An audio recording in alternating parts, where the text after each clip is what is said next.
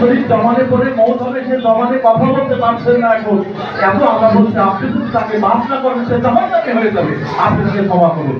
সে বললেন না, আমার সন্তান আমার সাথে এত খারাপ আচরণ করেছে, আমি এই সন্তানকে ক্ষমা করবো না। তখন নবী সাল্লাল্লাহু বললেন কি, এই সাহাবাগণ তোমরা কি করো, লাকড়ি জোগাড় করো, লাকড়ি আনো, কাঠ খড়ি আনো। সবাই নিয়ে আসলেন, নিয়ে করে আগুন জ্বালাও। দাও দাও করে আগুন জ্বলছে। নবী সাল্লাল্লাহু বললেন এইবার ওকে এই আগুনের মধ্যে ফেলে দাও। মায়ের সামনে যখন এই কথা বলেছে, মা তখন আর সহ্য করতে না পেরে আহ্বান করে কান্না করে বললেন, না আমার সন্তানকে আমার সামনে আগুনে পোড়াবে, আমি তো সহ্য করতে পারবো না।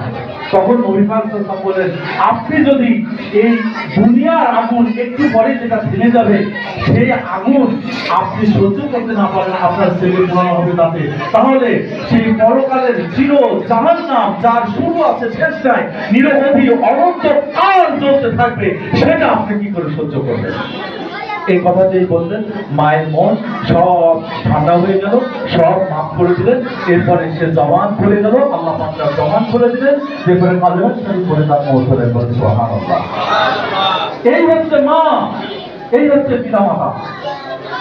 জি, অতএব আমরা লক্ষ্য করি যে আমাদের সন্তান হয়ে আমরা যেন আমাদের পিতা মাতার সাথে এমন আচরণ না করি যে কোন শব্দটাকে তারা বলে। এবং আজকে আমাদের রমজান পিতা মাতা বা তার পূর্ব আত্মীয় স্বজন যারা মৌত হয়ে গিয়েছে তাদের সবার জন্য দোয়া করুন। আল্লাহুম্মা সাল্লি আলা সাইয়্যিদিনা